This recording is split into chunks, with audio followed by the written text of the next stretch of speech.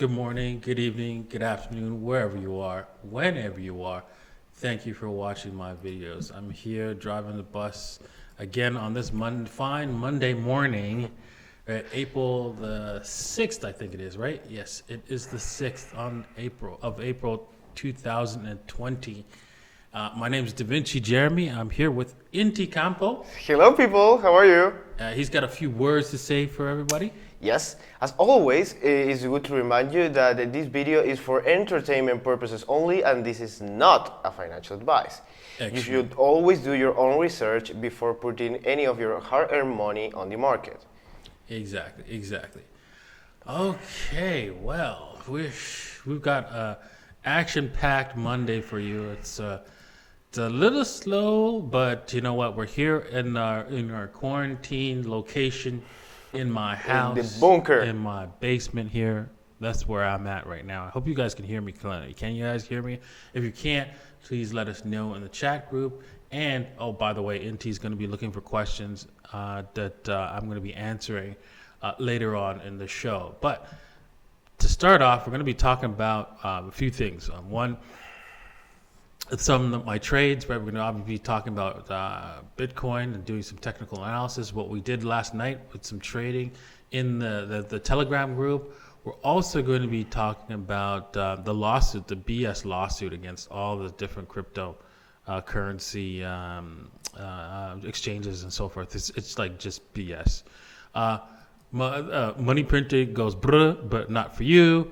We're going to talk about institutional investors and how they are here. They're ready. They're buying this market. And you're like, whoa, I don't see them. The price is not going up. Well, the institutions, we'll explain all of that later on.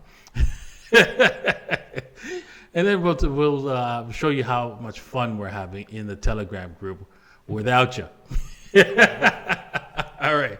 So, well, with that said, let's start off with our TA for today already. So I hope you guys are enjoying yourselves in the chat group and everybody's behaving yourselves. Good morning. Red for danger. Good afternoon for you and good morning for us. Let's see here. We got Blockchain First from Germany saying hi. All right. So anyways, let's start off with this trade down here. Let's start off with the trade that I was talking about in mmCrypto. Now you can see the link in the description below. We have this trade, and I remember we were right about here, bouncing up and down here. We came down, and I said, "Hey, listen, you know what? I think you can like set your stop loss here. I don't think we're gonna break this green line and go lower. So this is the right place to be to take a trade, and I would suggest you." You get in on at this line here, and you just take a simple 2-to-1, nothing really fancy. And if it comes back at you, and then take half off the table, and if it comes back at you, it's set a stop loss right at the break-even level. So you got half off, you got half your money, and you set the stop loss. And sorry, but you didn't get the rest, right? Now you could have as I've said, right, there was a trade from traders who got in on this trade. You were holding this trade from all the way up here, and I was telling you to set your stop loss right at break even, because this was the other trade that I told you guys about. Again, at mmCrypto's channel. So if you guys wanted to check out some different trades, make sure that you're subscribed to the mmCrypto channel and you're checking that out. So we talked about this trade as it was coming into this, and I know it was pretty scary to hit this bid here, but man, if you hit the bottom, you hit the bottom jackpot on this one. And we're talking about here, we were saying, hey, you know what? If this trade breaks down all the way here, you should walk away, basically. But this is your trade to 100K. This was the trade to 100K. Absolutely. Now, the problem, what I'm going to say is that we're going to probably come back and test this area again. We're probably going to come back here. So be careful when it comes back here. Your stomach's going to start to hurt, because we're gonna head up probably to the 9,000 level. You're gonna see how much money you've made. You're gonna look at that, those numbers, and go, "Yeah, I'm rich. I'm rich." And then when it takes it all back, it's gonna be really stomach wrenching to watch it come close to stopping you out and clearing you out. But it's not going to clear. I don't think it's going to clear you out. I really don't think we're going to get down to 5,800 level again. We're going to have to wait and see how high it goes before we actually say that for sure. But I think that there's a high probability that if you're in that trade, you're good to go. All right. So what we did last night, right? And if you there was quite a few of us having fun in the Telegram group, right? Here I'm gonna bring up a little bit, right? And then I was saying, "Are you not entertained?" Yeah, we were just joking around in there, and I was mentioned there was like multiple trades within trades here to profit on this move. So what I was saying, hey, listen, we were in this range here. So I was saying, hey, if it breaks this range, this is where I don't like breakout trades, but that's what we had to go with last night, and so I had to stick with a breakout trade, and I was doing a play-by-play. So a lot of people followed me in on this trade and then jumped out because as I was doing a play-by-play, what happened was. I was telling people, oh my gosh, look at that. It's going down, and the 5 minutes doesn't look so good and stuff like that. But I finally mentioned that you have to stick it out. Like for example, I was looking at the volume, didn't look so good, right? But I was just playing and watching this as on the 5 minute chart, and the 5 minute chart will mess with your mind. It will mess with your mind. It won't get your mind right. So. But the key thing about trading, right, is that once you enter a trade, you don't leave it until 1, you get stopped out, 2, you get your target. That's it. And if you want to join us, right, again, if you want to join us in this Telegram group, you can do so by no, it's not that price anymore because we've changed the pricing, and let me just refresh that. So you could join us in the Telegram group, right, for just 1 month subscription, right, and you are a permanent member, and this is only for a limited time until the end of this month. So if you're interested in this, right, this kind of thing, please join us and let's have fun together. And I mentioned in the chat group, in the Telegram group that hey, I would love to do this every Sunday because Sunday evening, around 7 to 10 o'clock, this is where we're going to see lots of action most of the time.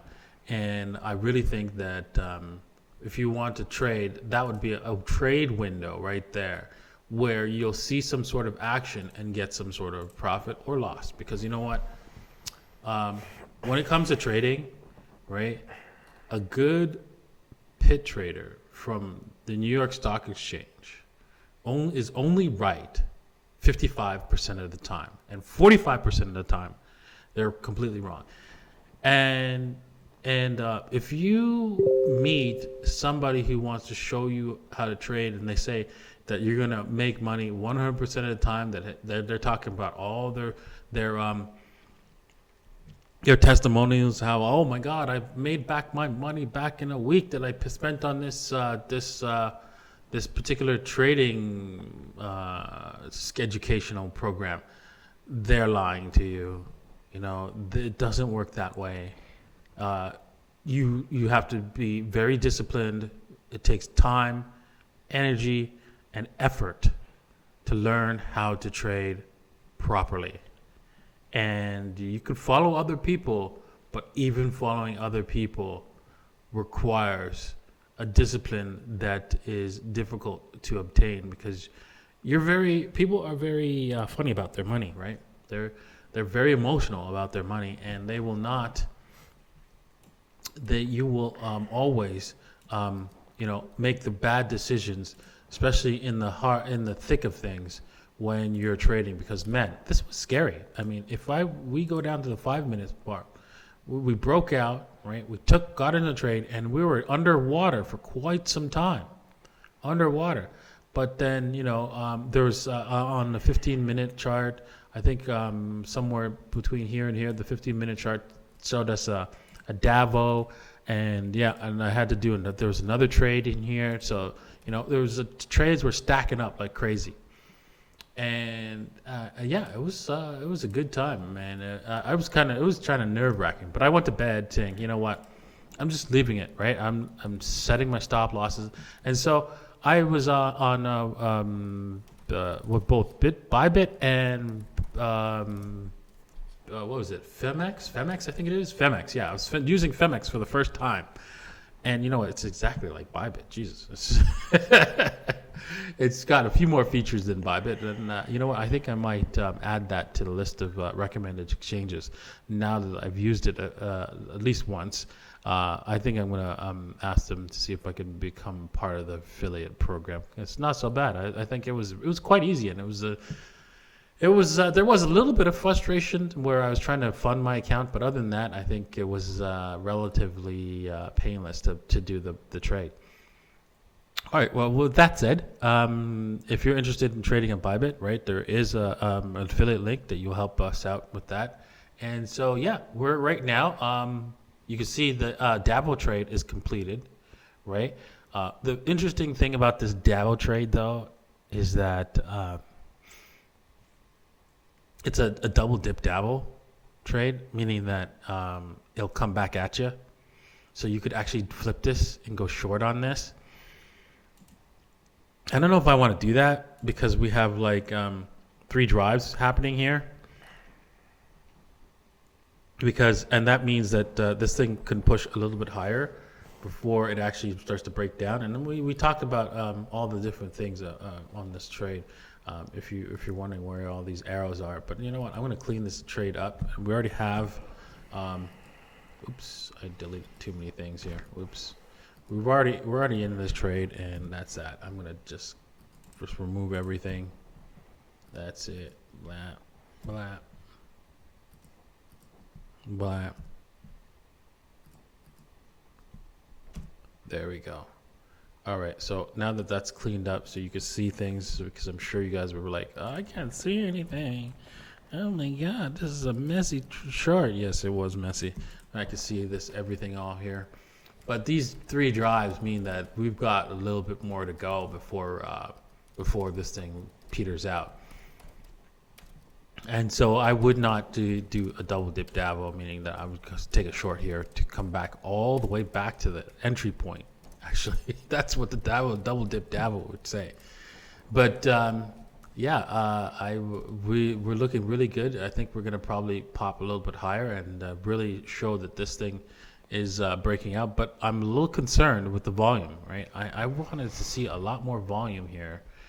What are we looking at? The perpetual swaps. Let's see it. Oh man, that's not so good. We're in the 4 hour. It's just not enough volume here. But I mean, it is breakout for sure. I would love to see more volume, but I think we might see that volume come in. Over $7,229. That's where it probably come in.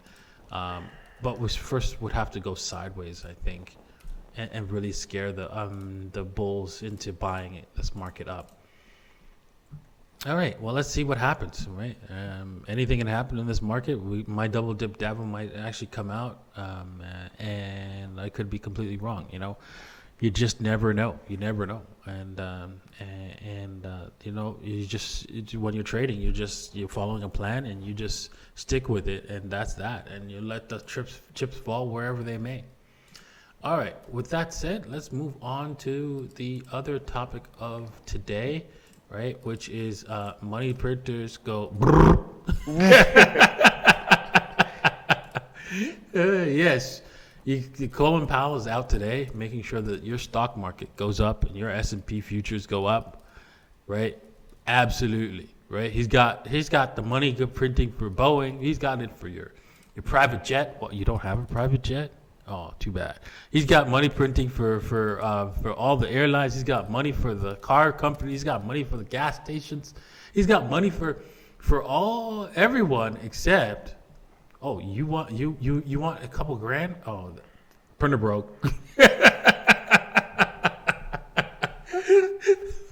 Sorry, we don't got any money for you. We got money for your slave masters, dude. Right? You go work for that stuff. Oh, you can't work? Oh, man, that's just too bad. Right? But we got to take care of those rich people, right? So that they can, pay their maids, right? Right? Pay for the gardeners. Put gas in their private jets that they got bailed out. Sure.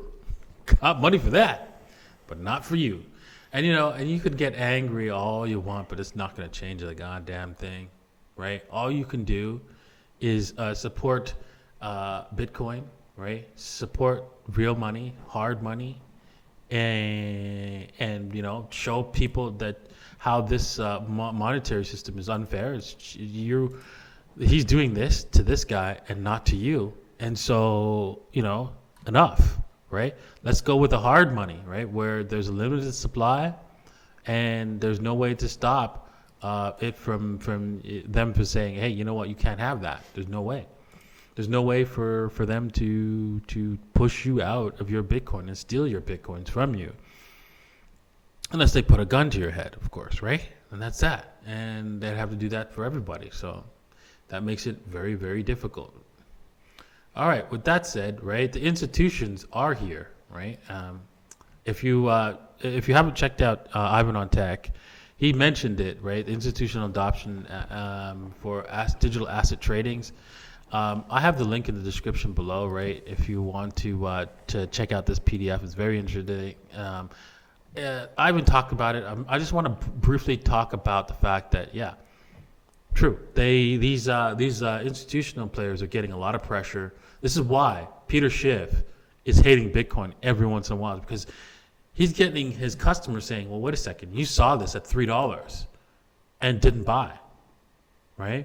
Why? It could have been 1% of our portfolio, and it would have jumped our portfolio by leaps and bounds, but you did nothing. You dissed it, right? Why didn't you see this? Why didn't you buy this?" Well, he has to stick to it, the notion that this is not going to work ever, and we're just waiting for it to collapse, right? And because if he doesn't, right, he will lose a lot of his customers to the fact that, hey, he completely missed it. And so other institutions are basically saying the same thing, are getting the same kind of pressures, and they have to do something. And this is so much money here that they have to join the club, basically. And right now they know that they can't get more printed out more. They can't go mine this stuff and print more because it's a fixed supply. And so obviously they are going to basically buy into this market. And so you could see all the different exchanges and all the what's it called, the over the counter markets, not under the counter, over the counter. Probably some of these guys are going under the counter. Oh my God.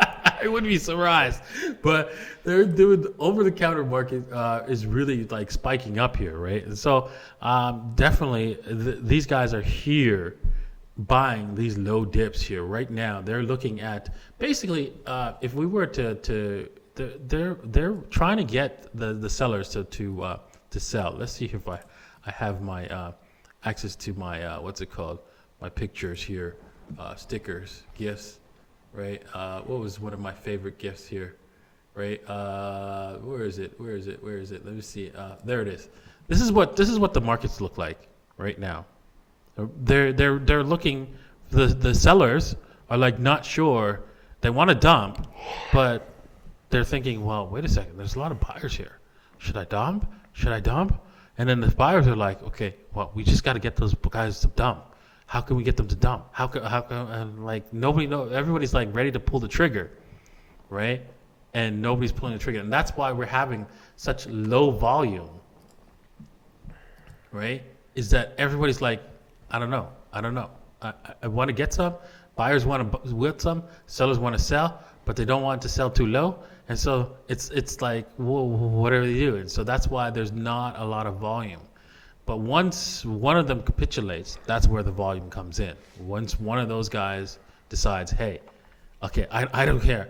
I gotta get it. And I'm gonna buy it up, or oh my God, I don't care. I gotta sell everything I got because this is good enough, right? They've had enough, right? So yeah, we're just waiting for one of those people to capitulate. Alrighty, so let's talk about the frivolous lawsuit. I mean, there's that's one of the things in America that has to be changed. There's a tort reform. There's just nonstop waste of money when it comes to lawsuits in the United States. And I mean, when I saw this lawsuit, and I was like, yeah, okay, whatever. Unless a judge is paid under the table, there's no way this is going to go through, right? And it could probably be possible, right? Somebody is going to pay the judge to make sure that this lawsuit goes through. Maybe banking system says, hey, you know what, we got a couple of judges in our pocket, and we just tell them to, ignore the law, basically. And that's how, you're forced into paying taxes, even though, like, you can go to a judge and say, well, show me the law that says I have to pay taxes, and they'll say, no, we all know we have to pay taxes, but okay, I'll do it, but where's the law? And there is no law, right? And they don't care. They will say, hey, you got to pay. That's that. Don't try to weasel out of the fact that there's no law, right? So if a judge can do that, right? Then how hard is it for the judge to go, well, the Securities Act has a solid 2-year statute of limitations, right, from the date of the first sale. Looking at the lifespan of the business and their first date of sale, it is likely. Notice that he says it is likely that most will fall under on a motion to dismiss, and that's true. That is true. But you're not in a nation where the law is correct, right? Because if that was true, you wouldn't have to pay taxes in the United States, right? But the law is whatever the judge decides to make it, and that's the problem with our current with American justice system, basically. Alrighty, so let's see here. Have I gone through everything I wanted to talk about today? We talked about the lawsuit, money printing on Brrr, right? That's my favorite topic, right? Institutional investors are here, and yeah, let's just close off by once again talking about Pandora's wallet again. Thank you everybody for purchasing Pandora's wallet, and if you want to join our Telegram group, right? You could do so and have a permanent access for just 1 month subscription of Pandora's wallet. And what do you get when you join in our Telegram group? Well, we had like a long discussion last night, and we talked about how to trade this market, and I decided, you know what, I wanted to do this every Sunday and show people. And I'm not saying that we're gonna have successful trades every Sunday. No, that's not gonna happen. That's absolutely not gonna happen. We're gonna have successful trades every Sunday. What we will have is trade. We'll have some positive trades and some negative trades, and I'm going to work towards making sure that my trades are around 60% accuracy. I have a 60% accuracy, and I answer questions like, you know what? I'm going to answer even the most dumbest questions, even the questions that I answer over and over again. We're going to learn. We've discussed like how to best. To give you guys value from this, and yeah, people have come up with great suggestions, and I'm looking forward to basically accomplishing a few of those things, and making sure that you guys get the most value for joining this group, and I appreciate you guys joining the group. All right. With that said, let's get on to the questions and answer period. My favorite NT, part. You've been waiting a long time for that, haven't you? And, I have an announcement to do before the question and answers. Yeah. Is that if this video gets to, I hate to do that. If this video gets to, I don't know, let's say 400 likes, I will have a special a special report to do in regards paper gold, I mean gold futures and physical gold. And if we don't get to that amount of likes, I'm going to do the report anyways because I really want to do it. All right. So well, there's that. So now, this is a question from Mr. Hyde, and he asked, "What hours are the most volatile periods to trade, Davinci?" the hours the most. Well, I think you can answer that, right, NT? Yes, I can answer that. By mapping the volatility of Bitcoin from the last month, I discovered that between 8 a.m. to 12. Is that UTC time? Yes, What yes. time? UTC time is the best hour, is the most volatile hour, and from 4 p.m. to 6 p.m. is also really volatile UTC. hour. UTC, yes. All right, so awesome. There you go. So there you have your answer to that question. All right, because I actually got him to map that out on the weekend, so that he can decide on what the best time to start trading, right? Because I'm training him to actually do some trades. And one of the things you're going to be doing, actually, NT, is this week is you're going to be registering your time that you look at the market. You're going to trade Bitcoin, unfortunately. But you're just going to have to sit there, and it sucks. But that's the way a trader's life is. You have to sit on front of your computer and wait for the trade to come in. And I want you to write down your hours that you go and sit down in front of your computer and wait for the trade. And then make sure you write down exactly the hours you start, the hour you stopped, and so that we can get a good picture of how your trading is going along. Because you know what, I'm not saying that how many trades you have to have because that's a dangerous thing to do when you're getting into the market for trading for the first time, is to have a forced number of trades, because then you're going to make Trades only to fulfill that number, not caring if they are good or not. Exactly, bad trades. And so you have to wait for the market to set up before you can make the trade, and that's the only thing you can do. And the advantage of sitting in front of the market and watching everything happen is that you get a feel for it. You get an understanding of the ebbs and flows of this, so that you start to see patterns emerge, right? And you can automatically make decisions a lot faster in the market, and actually come up with improve your trading plan as well. All right, so next question. Thank you, sir. So this is from Tennis Fever Line, and he asks, "Hello, is there a possibility for a small country central bank to have Bitcoin as reserve in order to take advantage of the huge financial crisis which is coming?" All right, so is there Bitcoin as reserves, like for the central banks? I really think I think Ivan on Tech mentioned that central banks, he mentioned it because somebody else had mentioned it, the central banks was going to start, smaller central bank will start buying up Bitcoin as reserves, and then as the medium-sized ones start buying them up, right? Then it becomes, okay, well, who's going to be last to this party? Right, because the last person to this party is going to have to pay through the nose, right? So nobody wants to be the last one, right? Nobody wants to be the first, and nobody wants to be the last. So it's an interesting dichotomy for the central bankers. Right now, they probably just there are a few central bankers who are quietly buying up Bitcoin in small numbers, but in order to not raise any eyebrows. But I don't think we're going to see that turnover just yet. I think that's going to happen after the next dump from the next pump. That's going to happen after that. I don't on a larger scale. I don't think they're going to do it into this new uptick into Bitcoin and all-time highs into Bitcoin. I don't see them doing that.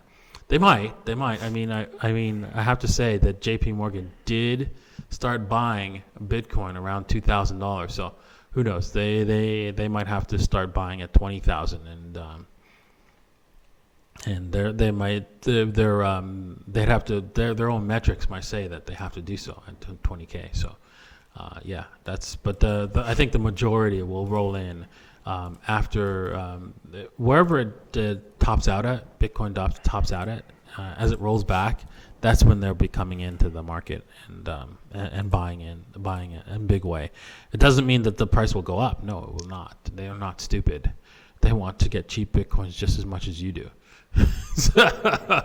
So yeah, don't expect them to hold the market up during the dumping after the next pump to, who knows, maybe 700,000, right?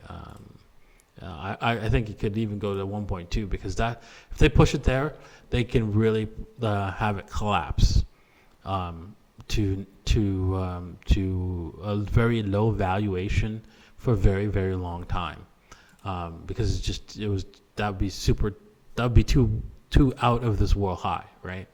And so once it overshoots for a long time, when it overshoots, it has to correct for a very, very long time prices. So let's not hope for that. All right, next question. All right. So this is a question from Mirko Tulner, and he asked, "Hey Davinci, is your little lady strategy still profitable? The majority of altcoins are not doing very well. I'm afraid they won't do any moves like they did previously." Yeah, I mean, when you see a good strategy, a trading method, right? And this is not really a trading method; this is really an investment method. And what is when you invest? Do you invest for tomorrow? Do you invest for next year? Do you invest for 2 years from now? Absolutely Maybe even not. 3 years from now? No, you don't. You invest for 5+ years. And so this method of trading assumes that you're going to be trading, not trading, but investing, assumes that you're going to be investing for the long haul, for more than 5 years.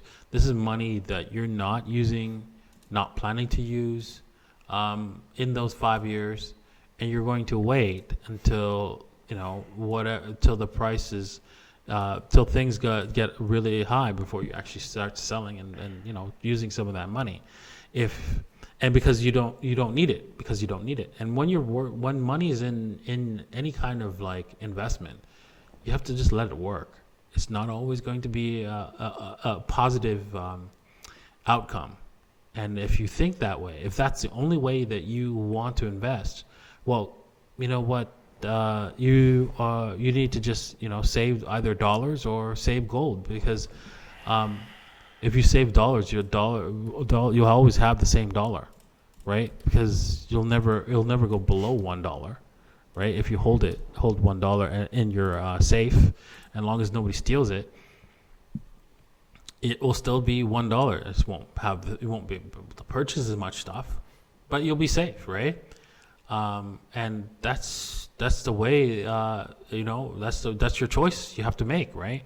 If you want to find an asset that only goes up, well, I'm sorry, there is no such thing. You'll never find that. Do you think that exists, Inti? That there's a asset that only goes up and never goes down? Of course not. Yeah. There's nothing. No. Nothing. Not even your dollar that you think is valuable, and you don't want to lose any of them. It goes down a lot. All right, and so you have to accept, right, losses when you are trading or when you're investing. And if you don't, you're going to be stuck. You're going to be frozen in the wrong asset class for a very long time, and you're going to get hurt, right? So You have, that's my point of view. I accept losses. I've been in this game, and I've been laughed at and ridiculed for a very long time because I bought the highs of Bitcoin, quite a few, like the $32 high, which was the last time I bought the high. I didn't buy, of course, I didn't buy at 1300. Of course, I learned my lesson, right? But I did buy the high of $32, and I learned, right? You can't do that. You have to buy low, and so I hope you. Excuse me. Wow. Excuse me. I hope you all learned that lesson and don't buy high. All right. Next question. Okay, this is a question from Team Sam Bay and says, Davinci, a simple yes or no question. Can Ethereum block my Ethereum wallet while we move to POS like PayPal does? Thank you. Can the Ethereum, the people in Ethereum block your wallet? I mean, they can't like push a button and do so, if that's what you're saying. No, they can't do that. But they can program it. Like, for example, have you seen what happened with Steam and what was the other thing? Hive, I think it is. Yeah. The fork there, they are blocking other people's wallets, right? The fork of Steam, the community there. And that's an example of when you have a consensus-based algorithm, right? And it forks, you can have a situation where your wallet gets blocked. And so I think it's on Steam that they're doing it. I'm not sure. But anyways, there's a lot of infighting going on there, and I would like to stay far away from that. So, yeah. Can that happen in the Ethereum space? You bet it can. You bet it can. And you know how you can see that this can happen? Just take a look at the DAO when it broke, when Ethereum had to like roll back the chain. It didn't take much at all. I mean, all it took was a hard fork, and that's it. You can't do that with Bitcoin. All right, next question. All right, next question. So this is from. Okay, this is a question from last stream. It was from Giorgio Giannacopo. No, Giannacopo, yes. And says, Davinci, what do you think about Pax Gold, the cryptocurrency backed by gold? Pax Gold. Well, here's how I think about it. Really, I just need one to know whether or not it's a fraud. All you have to do is say, okay, I'm going to buy this gold, buy this. Right, I'm going to put in any kind of money. Where are you getting this? Where are you sourcing your gold? And if they say they're getting actual gold to store for you, they are lying. They are absolutely lying. Now, if they tell you, well, we're receiving gold, and you'd have to ask them like when are they getting the gold, right? And if they said in 3 months, okay, fine. But then you could say, well, how do you know that shipment won't default? Because if they don't have any gold to give you, right, and people are realizing that there is no gold, how do you know that gold's going to actually come, right? I mean, if I was the person selling you the gold, I would default and just give you the cash, right? And so that's a distinct possibility of happening with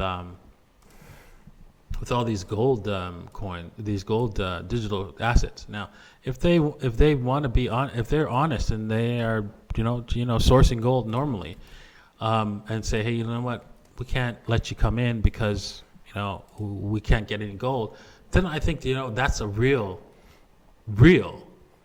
digital coin that has real gold behind it.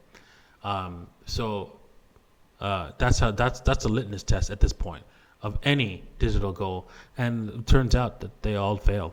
They all fail, as far as I know. All right, next question. All right, I really like this one. It's from Leroy Harrison, and says, Mr. 15, you always say, take your profits before you get wrecked. So what is enough? take your profits. No, I don't. I say No? always play from a position of strength and don't get wrecked. But yeah, it's what is enough, right? And we've talked about that. You're looking for, when you're doing a trade, right? What you're looking for is a 2-to-1 risk to reward ratio. What that is basically, if you risk a dollar, you have to make sure that your bet is going to win you $2. So, for example, if you're wrong and you lose a dollar, right? That same bet has to pay you out $2 if you're right. And that's the minimum, basically, of what you're looking for. And the reason why is so that you can enter the market with a 55% level of being right, basically of ratio 55% of being right. 55% of the time you're right, and 45% you're wrong, and you could make money with that risk to reward ratio of being only 2-to-1, basically. And it's just the statistics, right? You just have to constantly come back into the market, and there will be times where you're wrong 4 times in a row and then right 6 times in a row or something like that, right? So you have to accept those kind of losses along the way, and it's really difficult for most newbies out there. All right, so let's do one more question, and we're going to call it a day because you know what? It's like past 9, and I have to do a meeting with the staff. So let's finish this off. One more question. Okay, one more question. This is from. This is going to hard to read. Ushalakshmi Karanta. Sorry if I pronounce it badly.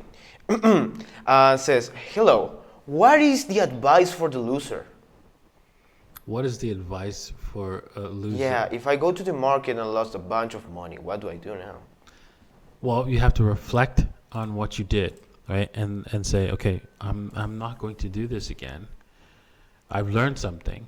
Like, for example, I've lost money in the market, right? I've lost hundreds and hundreds of Bitcoins before I actually learned how to trade.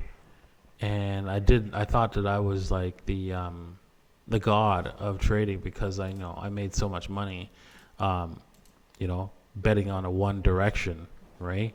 I felt that I was God, and I could do no wrong and make no wrong mistakes.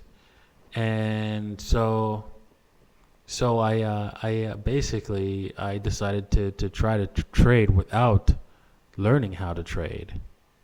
And I realized that was my big mistake, because it took me a while to reflect and realize that mistake. Because when you're making it, you don't really see what you did wrong. You look for other things than that. Like, for example, you blame the market, you blame the exchange, you blame your level of risk,